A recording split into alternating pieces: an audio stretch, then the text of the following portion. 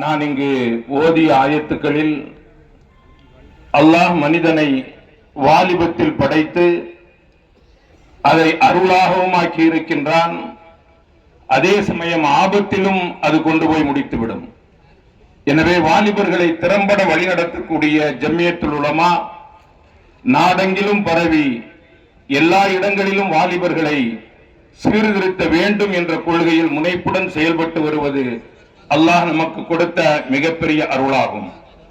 அண்ணலம் பெருமானார் ஸல்லல்லாஹு அலைஹி வஸல்லம் அவர்கள் தன்னுடைய ஹதீஸிலே கூறுகின்றார்கள், லன் தஸூல கதமா அப்தின் யௌமல் கியாமா ஹத்தா யுஸ்அல an அர்பஇன் an உம்ரின் ஃபீமா Afna an ஷபாபிஹி ஃபீமா அப்லா an மாலிஹி ஃபீமா மின் ஐன இக்தஸபஹு வஃபீமா அன்ஃபகஹு وعن علمه ماذا عمل به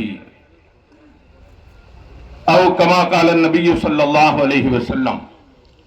அல்லாஹ்விடத்திலே துஆ செய்து இத்தோடு எனது உரையை முடிக்கின்றேன். வஆகிரு தஅவானா அல்ஹம்துலில்லாஹி ரப்பில் ஆலமீன்.